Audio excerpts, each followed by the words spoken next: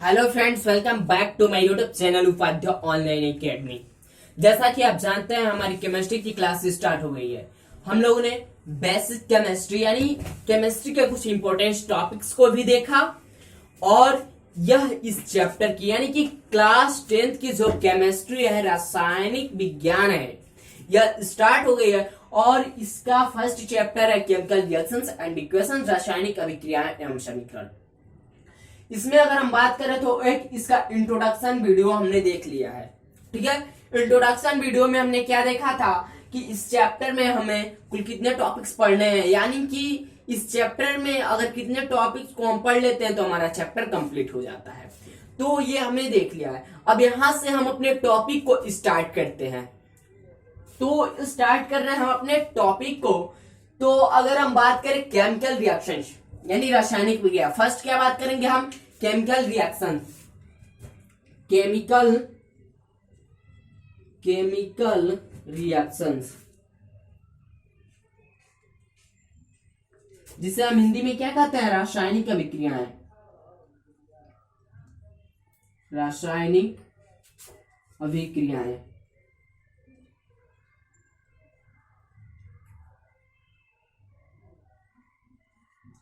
रासायनिक अभिक्रिया यानी केमिकल रिएक्शंस की अगर हम बात करें तो केमिकल रिएक्शन रासायनिक अभिक्रिया क्या होता है? अगर इसकी प्रॉपर डिफिनेशन की हम बात कर रहे हैं तो प्रॉपर डिफिनेशन हम क्या दे सकते हैं इसका?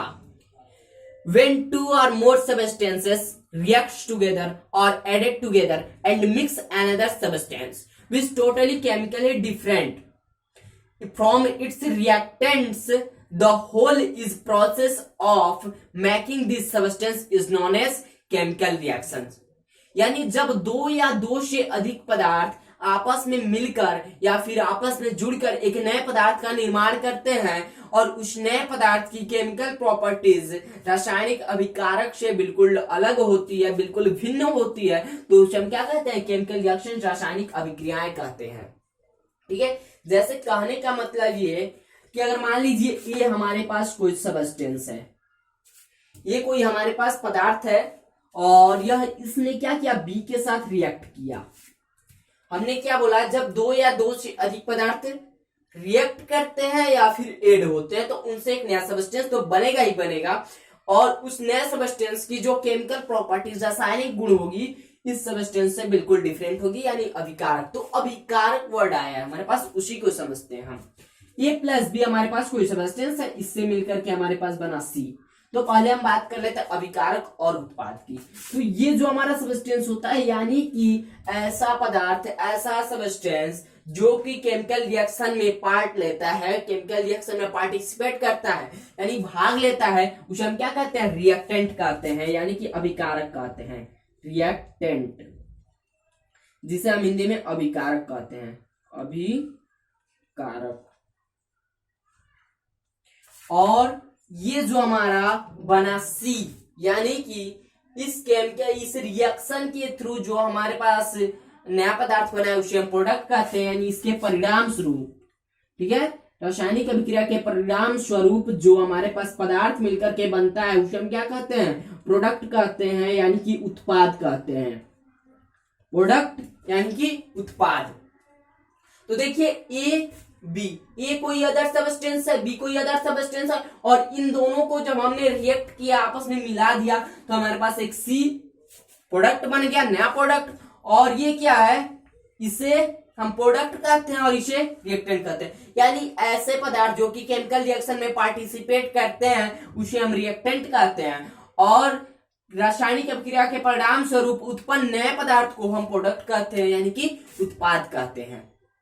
इतनी बात आई समझ में? अब हमने कहा कि इसकी केमिकल प्रॉपर्टीज अगर डिफरेंट होगी तभी ये क्या होगा? केमिकल रिएक्शन होगा। इसकी यानी कि प्रोडक्ट की जो केमिकल प्रॉपर्टीज होगी रिएक्टेंट से बिल्कुल अलग होनी चाहिए। प्रोडक्ट की केमिकल प्रॉपर्टीज रिएक्टेंट की प्रॉपर्टीज से बिल्कुल अलग होनी चाहिए। ठीक है, तो वह केमिकल रिएक्शन कहलाएगा। चलिए देख लेते हैं एक और एग्जांपल। जैसे अगर हम बात कर रहे हैं हाइड्रोजन, ठीक है, क्या बात कर रहे हैं? हाइड्रोजन, और इसे हिंदी में हाइड्रोजन ही कहते हैं, हाइड्रोजन। और क्या हो गया? ऑक्सीजन। ऑक्सीजन, इसे भी हम हिंदी में क्या कहते हैं, ऑक्सीजन ही कहते हैं, ऑक्सीजन। हाइड्रोजन और ऑक्सीजन इन दोनों से मिलकर के क्या बनता है, वाटर बनता है, वाटर यानी कि जल। जब हमने हाइड्रोजन को और ऑक्सीजन को मिलाया एक साथ, इन दोनों को रिएक्ट कराया, तो हमारे पास एक नया पदार्थ बना वाटर, जिसे हम क्या कहते हैं, जल कहते हैं हिंदी में, वाटर। तो इसकी अगर बात करें तो हाइड्रोजन क्या है, हाइड्रोजन एक गैस है, ऑक्सीजन क्या है, गैस है, वाटर क्या है, यह एक लिक्विड है, यानी कि इसकी फिजिकल प्रॉपर्टीज भी डिफरेंट है। यह रिएक्टेंट क्या है, गैस है, प्रोडक्ट क्या है हमारे पास, लिक्विड है। लेकिन हमें जो मेनली फोकस करना है वो केमिकल प्रॉपर्टीज पे फोकस करना है, ठीक है, यानी कि रासायनिक गुण पे फोकस करना है। तो हाइड्रोजन का गुण क्या होता है, हाइड्रोजन आग लगाने में मदद करता है, कहीं पे आग की जरूरत पड़ रही है तो वहां पे हाइड्रोजन का उपयोग किया जाता है। और ऑक्सीजन क्या होता है, ऑक्सीजन अगर न रहे तो आग नहीं लग सकती, यानी ये भी क्या करता है, ऑक्सीजन भी आग लगाने में सहायक होता है, सहायता करता है। और इससे मिलकर के बना हमारे पास वाटर यानी कि जल। जल क्या करता है, ठीक इसका अपोजिट, आग को बुझाने का काम करता है। कहीं पे आग लगता है तो वहां पे वाटर का उपयोग किया जाता है। तो यहाँ पे ये आग लगाने का काम कर रहा है, ये बुझाने का काम कर रहा है, यानी हाइड्रोजन ऑक्सीजन आग लगाने का काम कर रहे हैं और वाटर क्या कर रहा है, आग बुझाने का काम कर रहा है। तो यहाँ पे उसकी केमिकल प्रॉपर्टीज, रासायनिक गुण भी क्या हो गया, डिफरेंट हो गया। तो यह क्या है, यह एक केमिकल रिएक्शन है, यहां समझ में आ गया। अब जैसे कि हम बात कर रहे हैं केमिकल रिएक्शन जब दो या दो से अधिक पदार्थ मिलते हैं, तो आइए एक आधा और एग्जांपल देख लेते हैं। जैसे कि हमने एप्पल को क्या किया, कट कर देते हैं। हम क्या करते हैं, एप्पल को कट कर देते हैं, तो कुछ अगर उसको रख दे रहे हैं कहीं पे, तो कुछ समय बाद हम देखेंगे कि वो एप्पल किस कलर का हो जा रहा है, ब्राउन कलर का हो जा रहा है। हमने एप्पल को कट किया, एक टुकड़ा लिया उसका, जब हमने उसको कट किया तो उसका कलर कुछ और था, और जैसे ही हमने रख दिया उसको कहीं पे, और कुछ समय बाद जब हम उसको देखते हैं तो क्या होता है, वह ब्राउन कलर का हो जाता है। तो यहाँ पे भी क्या हो रहा है, यहाँ पे भी केमिकल रिएक्शन हो रहा है एप्पल के साथ। एप्पल को कट किया, रख दिया, कहीं ना कहीं किसी ना किसी से, एटमॉस्फेयर में बहुत सारी गैस है, कहीं ना कहीं से वो क्या किया, रिएक्ट किया और एक नया पदार्थ बन गया उसके ऊपर, यानी वो ब्राउन कलर का बन गया। तो यहाँ पे कलर का भी चेंज हो गया। अब जैसे देख लेते हैं, हम दूध की बात कर रहे हैं। अगर कमरे के ताप पर, ठीक है, गर्मी का मौसम है और कमरे के ताप पर क्या कर दे रहे हैं, हम दूध को रख दे रहे हैं। क्या आया, दूध देने वाला आया, ठीक है, और उससे हमने दूध लिया, एक बर्तन ले गया है और उसमें हमने दूध लिया और उस दूध को हमने क्या ले जा करके किसी रूम में रख दिया, और गर्मी का मौसम है, ठीक है, उसको कमरे के ताप पर हमने क्या किया, उसको रख दिया। तो कुछ समय बाद अगर बिना उबले हुए उसे रखते हैं तो हम देखते हैं कुछ समय बाद उसमें खट्टापन आ जाता है, यानी खट्टापन उसमें आ जा रहा है। तो वहां पे भी क्या हो रहा है, हमने दूध लिया था तो प्योर, लेकिन जैसे ही हमने कमरे के ताप पे रखा और कुछ समय बाद जब हमने देखा तो वह दूध क्या, खट्टापन आ गया उसमें, यानी कि हम बोलते हैं क्या कि दूध फट गया है, दूध खराब हो गया है, ऐसे बोलते हैं, ठीक है, यानी कि दूध फट गया। तो वहां पर क्या हुआ, वहां पर भी केमिकल रिएक्शन ही हुआ। केमिकल रिएक्शन कैसे हुआ, हमने दूध लेकर आया किसी बर्तन में, ठीक है, और ले जाकर वहां पे रख दिया। अब कमरे के तापमान से क्या हो रहा है, उसका रिएक्शन हो रहा है और रिएक्शन होकर एक नए पदार्थ का निर्माण कर दे रहा है जो कि खट्टा दूध बन जा रहा है, यानी फटा हुआ दूध बन गया। तो वहां पे भी क्या हुआ, केमिकल रिएक्शन हुआ, और एप्पल के साथ भी क्या हुआ, केमिकल रिएक्शन, रासायनिक अभिक्रिया हुआ। तो कहने का मतलब ये कि उसकी केमिकल प्रॉपर्टीज डिफरेंट होगी। और एक नया पदार्थ कब बनता है, जब दो या दो से अधिक पदार्थ को मिलाते हैं तो एक नया पदार्थ बनता है, और उसकी केमिकल प्रॉपर्टीज, रासायनिक गुण अलग होनी चाहिए। तो वह क्या कहला जाएगा, केमिकल रिएक्शन, यानी रासायनिक अभिक्रियाएं कहलाता है। इतनी बात आ गई समझ में। अब जैसे एक और एक्टिविटीज की हम बात कर लेते हैं, ठीक है, एक और एक्टिविटी क्या, अगर मान लीजिए हम मैग्नीशियम ला रहे हैं, हमारे एनसीईआरटी बुक में एक एक्टिविटी दिया है, उसी को हम बता रहे हैं। हम 2 या 3 सेंटीमीटर क्या कर रहे हैं, मैग्नीशियम के तार को लेकर के आते हैं और उस मैग्नीशियम के तार को क्या करते हैं, रिगमाल के थ्रू साफ कर देते हैं।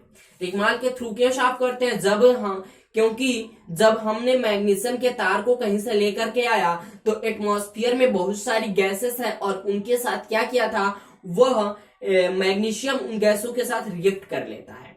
और जब वह रिएक्ट कर लेता है जिसके कारण उस पर कुछ लेयर टाइप का बन जाता है, और उसको साफ करने के लिए हम क्या करते हैं, उस रेगमाल का उपयोग करते हैं, और रेगमाल का उपयोग करके हमने उसको साफ कर दिया। अब क्या करते हैं, एक बर्नर लेते हैं ये, और उस बर्नर से क्या करते हैं, उस मैग्नीशियम के तार को एक चिमटे से पकड़ लेते हैं, 2-3 सेंटीमीटर जो भी हो हमारे पास मैग्नीशियम का तार, उसको एक चिमटे से पकड़ लेते हैं, और उसको जब हम जलाते हैं, बर्न करते हैं, तो क्या बनता है, कुछ राख बनता है, और उस राख को हम क्या कर रहे हैं, वॉच ग्लास में इकट्ठा कर रहे हैं, कलेक्ट कर रहे हैं वहां पे। तो क्या हो रहा है, मैग्नीशियम को हमने रिएक्ट क्या किया, बर्न किया, और उसको बर्न करने से हमारे पास एक क्या बना, एक नया पदार्थ बना जो कि एक पाउडर की तरह बनता है, एक राख होता है, यानी एक पाउडर बनता है, और वह पाउडर कैसा होता है, व्हाइट पाउडर बनता है। ठीक है, व्हाइट पाउडर बनता है। तो यहां पर भी क्या हो रहा है, एक नए पदार्थ का निर्माण हो रहा है, व्हाइट पाउडर का। जैसे हम क्या बात कर रहे हैं, मैग्नीशियम लेकर के आया हमने, क्या किया, मैग्नीशियम प्लस क्या किया, ऑक्सीजन। अब यहां से आप सोच रहे होंगे कि ऑक्सीजन कहां से आ गया। अगर हम बर्न कर रहे हैं मैग्नीशियम को, तो क्या कर रहे हैं, बर्न करेंगे तो ऑक्सीजन के प्रेजेंस में ही तो बर्न करेंगे, ऑक्सीजन नहीं रहेगा तो कहां से बर्न हो पाएगा, आग तो जलेगा ही नहीं, अभी अभी हमने बताया इस केस में। ठीक है, तो वहां पे क्या होगा, मैग्नीशियम को बर्न किया हमने, यानी कि मैग्नीशियम ने ऑक्सीजन के साथ रिएक्ट किया।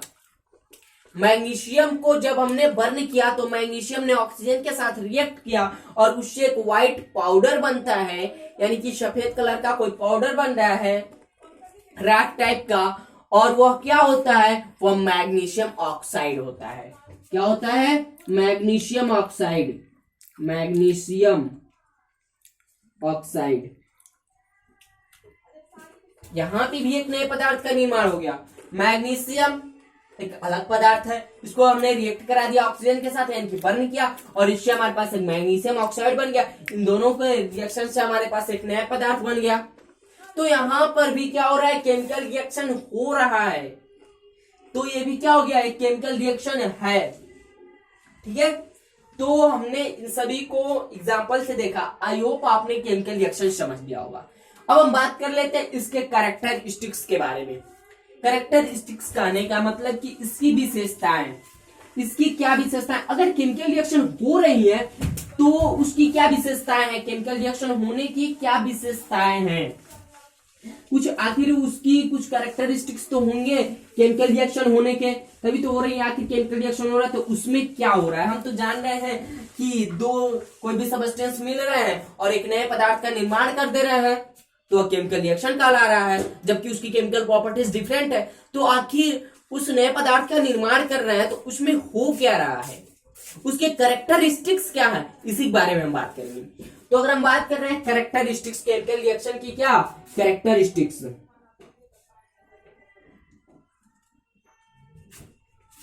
कैरेक्टरिस्टिक्स जिसे हम क्या कहते हैं हिंदी में, विशेषताएं।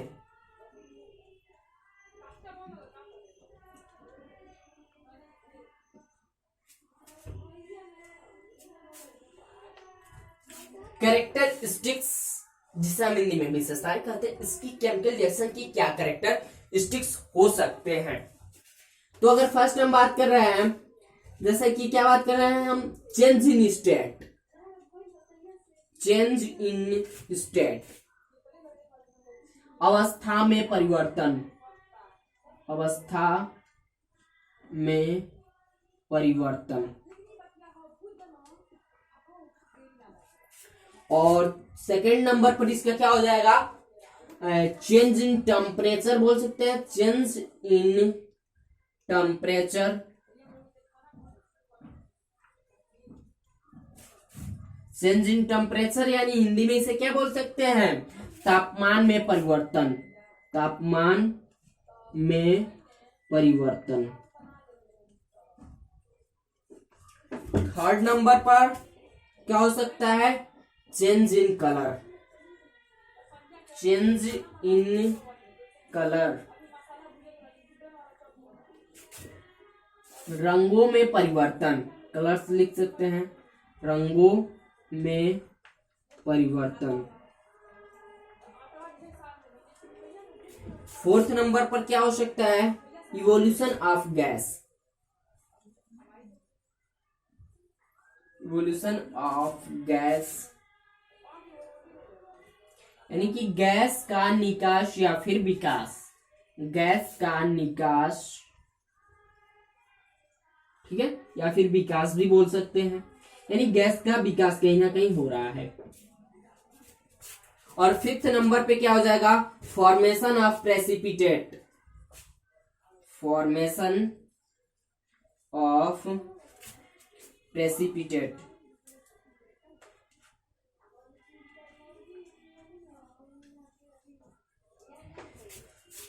फिफ्थ नंबर पर क्या है हमारा, फॉर्मेशन ऑफ प्रेसिपिटेट, इसे हम हिंदी में क्या कहते हैं, अवक्षेप का गठन, अवक्षेप का गठन।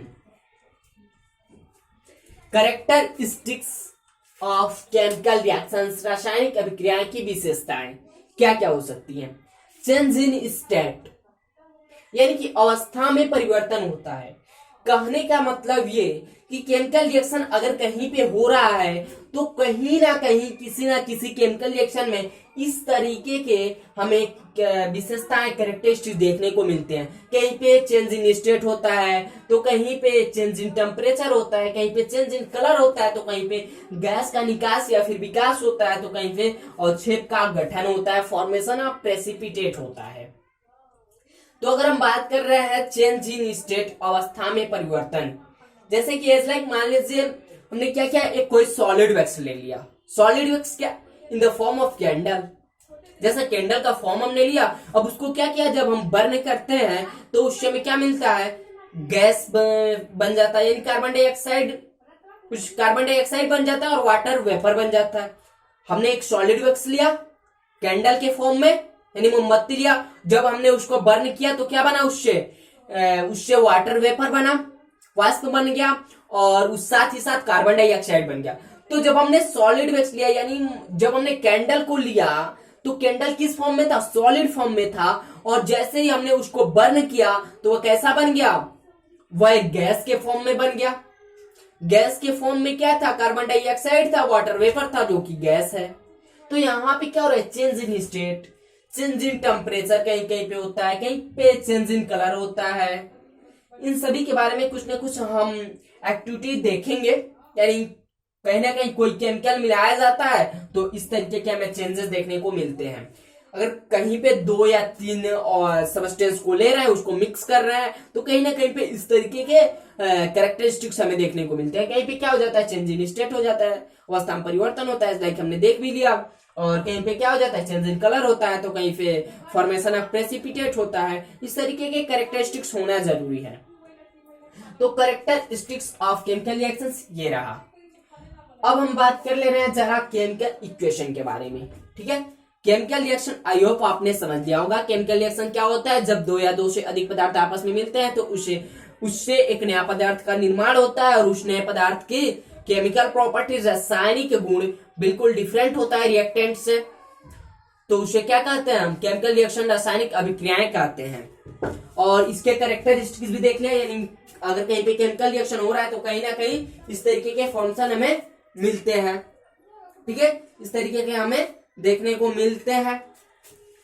तो अब हम बात कर लेते हैं जरा केमिकल इक्वेशन के बारे में।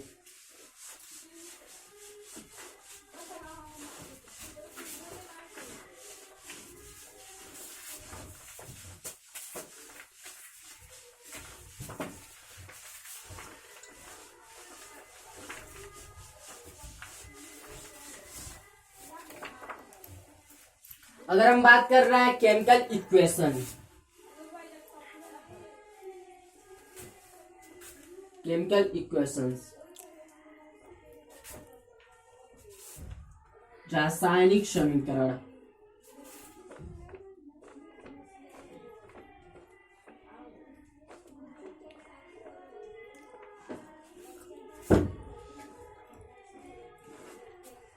केमिकल इक्वेशन की अगर हम बात कर रहे हैं तो क्या होगा केमिकल इक्वेशन? जैसा कि हमें पता चल रहा है नाम से ही यह किसी न किसी प्रकार का समीकरण है, रासायनिक समीकरण है, ठीक है। तो अभी अभी हमने पढ़ा केमिकल रिएक्शन, ठीक है। तो केमिकल रिएक्शन को जब हम सिंबॉलिक फॉर्म में रिप्रेजेंट कर देते हैं तो वह केमिकल इक्वेशन कहलाता है। यानी जब भी हम केमिकल रिएक्शन पढ़े तो उसको जैसे ही हमने जैसे ही हमने केमिकल रिएक्शन को क्या करते हैं सिंबॉलिक फॉर्म में प्रेजेंट कर देते हैं, रिप्रेजेंट कर देते हैं, तो क्या कहलाता है? केमिकल इक्वेशन कहलाता है। लाइक जैसे अभी हमने क्या पढ़ा, अभी हमने देखा मैग्नीशियम, ठीक है, मैग्नीशियम प्लस ऑक्सीजन। मैग्नीशियम को हिंदी में मैग्नीशियम बोलते हैं, ऑक्सीजन को हिंदी में ऑक्सीजन बोलते हैं, और इससे मिलकर के हमारे पास क्या बना? Magnesium oxide. और मैग्नीशियम ऑक्साइड को हम हिंदी में मैग्नीशियम ऑक्साइड ही बोलते हैं, मैग्नीशियम ऑक्साइड। ये किस फॉर्म में? ये फुल नेम है इसका, ठीक है। अब इसी को लाइक जैसे ही हम क्या करते हैं सिंबॉलिक फॉर्म में रिप्रेजेंट कर देते हैं, वो केमिकल इक्वेशन कहलाता है। मैग्नीशियम का सिंबल क्या होता है? Mg होता है। मैग्नीशियम का सिंबल क्या होता है? Mg होता है। ऑक्सीजन का सिंबल क्या होता है? O होता है। और इससे मिलकर के क्या बना? MgO, जो मैग्नीशियम ऑक्साइड होता है। मैग्नीशियम का symbol Mg plus O, MgO बना। तो ये क्या कहलाएगा? केमिकल इक्वेशन कहलाएगा। और ये दोनों क्या होते हैं? केमिकल रिएक्शन हो सकते हैं, ठीक है, केमिकल रिएक्शन, ठीक है। ये फुल नेम में हमने जो लिखा केमिकल रिएक्शन ये तो है, और इसको भी हम केमिकल रिएक्शन बोल सकते हैं, यानी केमिकल इक्वेशन को हम केमिकल रिएक्शन बोल सकते हैं, लेकिन केमिकल रिएक्शन को केमिकल इक्वेशन नहीं बोल सकते हैं, ठीक है। केमिकल रिएक्शंस, ठीक है, केमिकल रिएक्शन ये हो गया magnesium plus oxygen, magnesium oxide, ठीक है। अब इसको हमने क्या किया?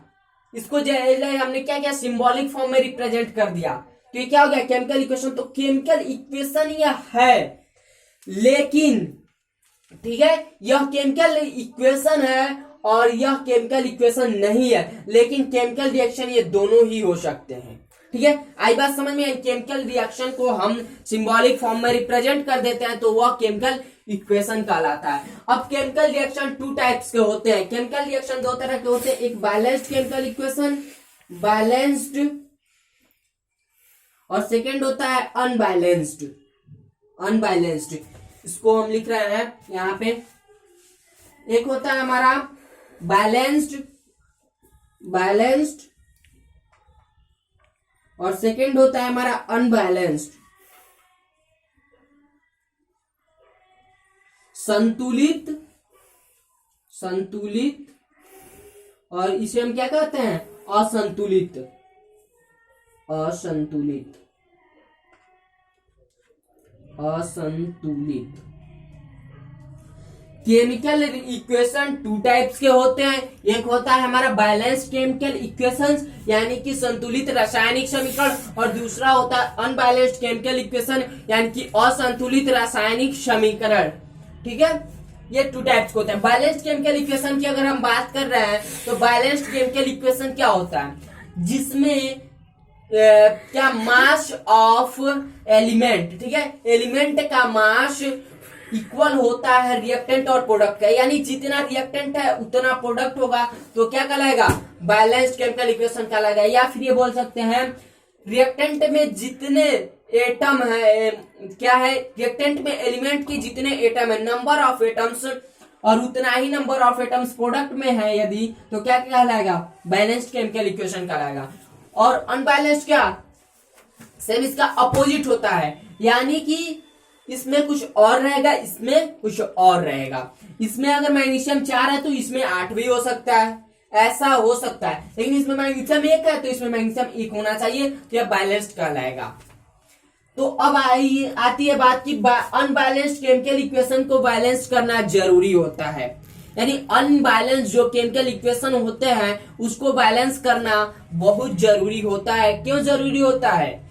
Law of conservation of mass को संतुष्ट करने के लिए। यानी क्या होता है, क्यों जरूरी होता है? Law of conservation, conservation of mass, यानी कि द्रव्यमान के संरक्षण के नियम। हमें अनबैलेंस्ड केमिकल इक्वेशन यानी असंतुलित रासायनिक समीकरण को संतुलित करना जरूरी होता है, क्योंकि law of conservation of mass के थ्रू यानी द्रव्यमान के संरक्षण के नियम को संतुष्ट करने के लिए जरूरी होता है। ये हमने 9th में पढ़ा हुआ है, ठीक है। 9th में ये हमने इस टॉपिक को पढ़ा है। Law of conservation of mass का मतलब क्या, यानी अगर जितना प्रोडक्ट हम ले रहे हैं उतना ही प्रोडक्ट हमें मिलना चाहिए। अगर हम 100 ग्राम कोई वस्तु ले रहे हैं तो हमें 100 ग्राम ही कोई वस्तु मिलनी चाहिए। यही कहता है law of conservation of mass. और इसी के थ्रू हमें, इसी के चलते क्या, इसको संतुष्ट करने के लिए law of conservation of mass के द्रव्यमान के संरक्षण के नियम को संतुष्ट करने के लिए अनबैलेंस्ड केमिकल इक्वेशन को बैलेंस्ड करना जरूरी होता है। तो अब आइए देख लेते हैं यह कौन सा केमिकल इक्वेशन है, यह बैलेंस्ड है या फिर अनबैलेंस्ड है। चेक कर लेते हैं। Mg मैग्नीशियम के एक एटम रिएक्टेंट में है, ये हमारा रिएक्टेंट है, प्रोडक्ट है, तो यहाँ पे भी मैग्नीशियम का एक एटम रिएक्टेंट में है। ऑक्सीजन क्या है यहाँ पे, यहाँ पे ऑक्सीजन जो हमारा होगा, ऑक्सीजन को हम O2 से रिप्रेजेंट करते हैं। यहाँ पे गलती हो गई थी कि ऑक्सीजन को क्या किया था, हमने O से रिप्रेजेंट कर दिया था, जबकि गैस को ऐसा नहीं किया जाता है। अगर हम हाइड्रोजन को लिख रहे हैं तो H2 से लिखेंगे, ऑक्सीजन को लिख रहे हैं तो O2 से लिखेंगे, N2 या नाइट्रोजन को N2 से इससे लिखते हैं, ठीक है। यानी कि यहाँ पे Mg+O2। तो अब देख लेते हैं यह बैलेंस्ड है या फिर अनबैलेंस्ड है। Mg एक है, Mg, ऑक्सीजन 2 है, ऑक्सीजन यहाँ पे 1 है।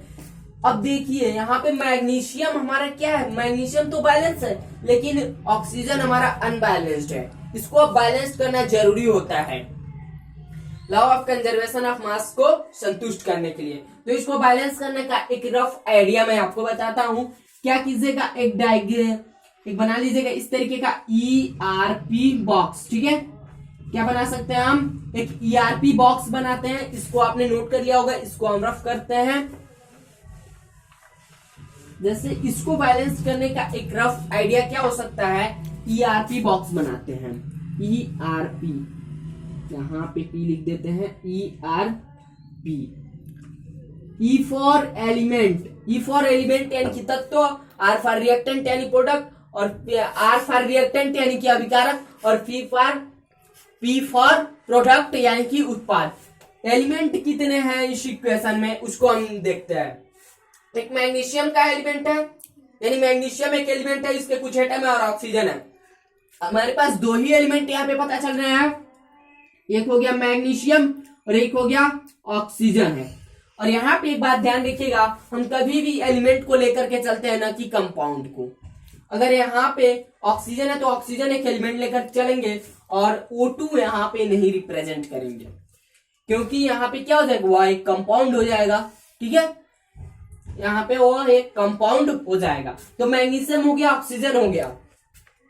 मैग्नीशियम, अब देखेंगे मैग्नीशियम रिएक्टेंट में कितना है, number of magnesium in reactant कितना है, 1 है, 1 लिख दिए। अब क्या है, ऑक्सीजन कितना है, ऑक्सीजन रिएक्टेंट में 2 है। अब प्रोडक्ट की बात कर रहे हैं, रिएक्टेंट कितना है, प्रोडक्ट में हमारा मैग्नीशियम कितना है, 1 है। और फिर से यहाँ पे ऑक्सीजन में अगर हम देख रहे हैं तो ऑक्सीजन यहाँ पे प्रोडक्ट में कितना हो रहा है, ऑक्सीजन हमें प्रोडक्ट में 1 मिल रहा है। तो यहाँ पे हमें देखने पे क्या पता चल रहा है, मैग्नीशियम तो बैलेंस्ड है लेकिन ऑक्सीजन क्या है, अनबैलेंस्ड है। ऑक्सीजन बैलेंस नहीं है तो उसको हमें बैलेंस करना जरूरी होता है। तो बैलेंस कैसे करेंगे, मल्टीप्लाई करेंगे, उसके बाद हम उसको बैलेंस्ड करेंगे। अगर बैलेंस्ड कर रहे हैं तो 2 को, यहाँ पे 2 है, यहाँ पे भी 2 हमें चाहिए, तो 1 को 2 करने के लिए हमें क्या करना पड़ेगा, इंटू 2 करना पड़ेगा। इसको ऐड नहीं करेंगे, यहाँ पे हमेशा जब भी इसको बैलेंस करेंगे तो मल्टीप्लीकेशन करके ही करेंगे यानी मल्टीप्लाई करेंगे। 1 इंटू 2 कर देंगे, 1 इंटू 2 क्या हो जाएगा, 2 हो गया यहाँ पे। अब इस नंबर को हम कहाँ लगाते हैं, इस कंपाउंड के आगे लगा देते हैं, ठीक है। इस नंबर को इस कंपाउंड के आगे लगा देते हैं प्रोडक्ट में मैग्नीशियम और ऑक्सीजन वाला कंपाउंड कहाँ है, यहाँ पे है, तो इसके आगे हम इसको लगा देते हैं 2MgO। अब यहाँ पे देखिए ये नंबर तो इसमें मैग्नीशियम में भी गुणा करा रहा है और ऑक्सीजन में भी गुणा करा रहा है, तो ऑक्सीजन तो हमारा बैलेंस हो गया, लेकिन अब मैग्नीशियम हमारा प्रोडक्ट में कितना हो गया, प्रोडक्ट में हमारा मैग्नीशियम हो गया 2, ठीक है, मैग्नीशियम हमारा प्रोडक्ट में हो गया 2। अब इसको भी हमें बैलेंस करना पड़ेगा, 1 को हमें क्या करना पड़ेगा, 2 करना पड़ेगा, तो क्या करेंगे 1 × 2 कर देंगे। अब इस 2 वाले नंबर को हम कहाँ लगाएंगे, इस कंपाउंड के आगे, मैग्नीशियम के आगे, रिएक्टेंट में कहाँ पे है मैग्नीशियम, यहाँ पे मैग्नीशियम है, यहाँ पे हम क्या करेंगे 2 लगा देंगे, यहाँ पे हो गया 2।